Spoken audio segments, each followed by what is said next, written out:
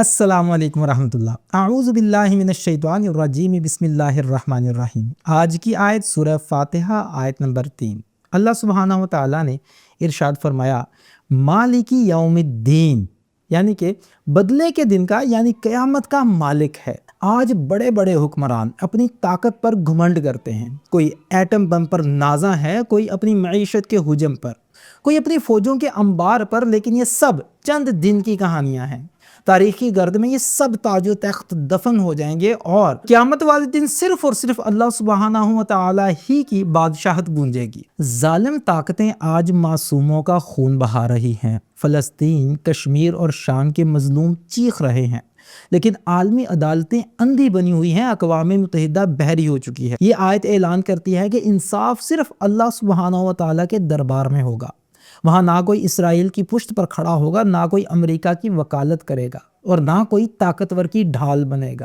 سرمایہ دار آج سمجھتے ہیں کہ دولت کے بل پر سب کچھ خریدا جا سکتا ہے، میڈیا ان کی زبان بولتا ہے، قانون ان کی مرضی سے بدلتا ہے، مگر قیامت کے دن نہ ڈالر کام آئے گا، نہ سونا، نہ چاندی، وہاں صرف اعمال کی کرنسی چلے گی۔ مسلمان آج کمزور ہیں، تقسیم شدہ ہیں اور اپنے ظالم حکمرانوں کے رحم و کرم پر ہیں، لیکن مالک یوم الدین کی یہ صدا مومن کے دل میں یقین پیدا کرتی ہے کہ یہ کھیل لمبا نہیں، انجام اللہ سبحانہ و تعالیٰ کے ہاتھ میں ہے۔ طاقت کے محور بدل جائیں گے اور حساب کے دن ہر ظالم رسوا ہوگا۔